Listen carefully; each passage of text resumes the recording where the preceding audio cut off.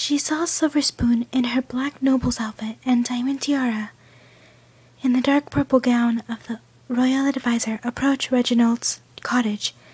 Based on where this scene fit into the story, that meant Cheerilee had missed the scenes involving Lancelot's broken lance being delivered back to the royal court, as well as the ones where the king decided who to send next. Cheerilee didn't mind having missed these at all. They didn't interest her. She only cared about what was to come next.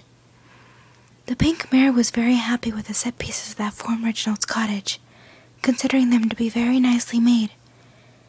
Instead of an actual closed-off building, only the back wall and the left wall had been put into place, giving the audience a clean view of the building's interior. She didn't want to aggrandize her own work, but she was quite proud of the way in which she'd made all this fit together through her plans and instructions. "With care and caution, my dear Diamaz," the grey filly with the silver mane said. "That's the only way to deal with a pony like him, if you want to harbor any hope of coming out on top of it, that is." The white and purple maned filly nodded thoughtfully. "But of course, Silver Tongue, I am well aware. And of course in our case, even more thoughtfulness is required. We are not simply telling him to stand down after all." The two ponies exchanged a grin as they walked down the path toward Reginald's front door, which was placed on the wall on the right side of his house. Of course, the wall itself hadn't been built on stage, but the audience got the idea behind it easily enough. The two fillies nodded back and forth in front of the door until Silvertongue finally leaned forward with a sigh and knocked on the door. The audience could see a small door at the back of Reginald's house, as the antagonist himself stepped through it into his living room, carrying a teapot which he put down onto the table in the center of the room, next to 3 cups that were already there.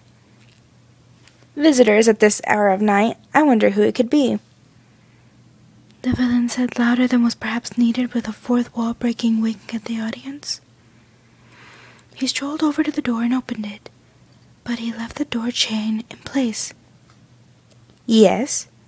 he asked while peeping through the small opening he had created.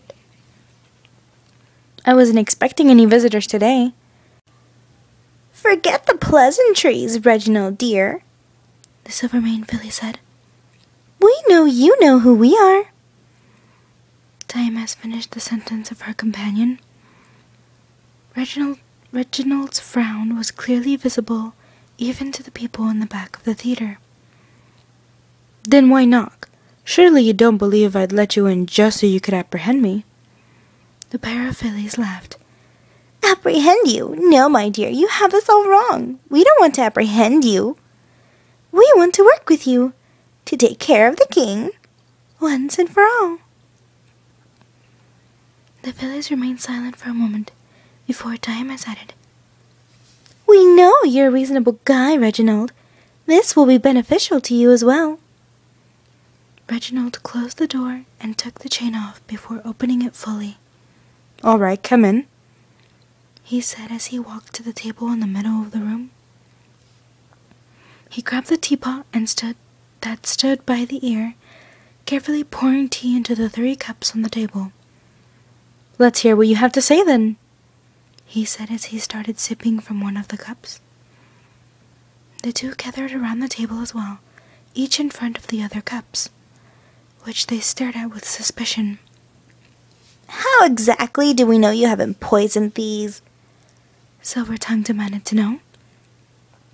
"How do you know I didn't poison the tea I prepared without knowing you'd come and then drinking it myself?" Reginald mockingly replied. The two seemed to relax at this train of thought, sipping from their mugs slowly. It had been a rather long trip, and as ladies of style, they did enjoy their daily cup of tea. Diamaz opened her mouth to start negotiations, when she suddenly fell silent and stared at the cups on the table. 3 cups.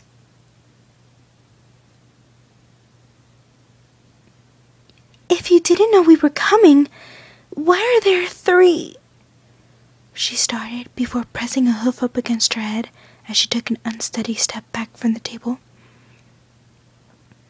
Oh, stars! You did poison us, but you drank. How?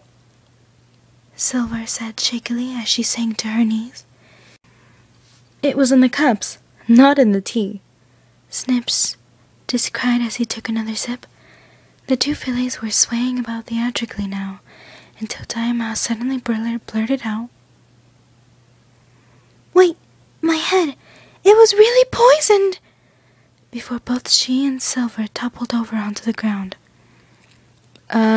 Yes, I, really poisoned it? Snips said in confusion. That wasn't in the script. He walked over to the metal ring on the floor and grabbed it between his teeth, pulling it up to reveal a trapdoor. He dragged the perfectly still fillies through the trapdoor one at a time, throwing them into the hole before closing it again. And there they'll rot. Reginald doesn't deal with traitors. They're too traitorous. He mused as he exited the stage through the door in the back of his house, the stage lights slowly going out.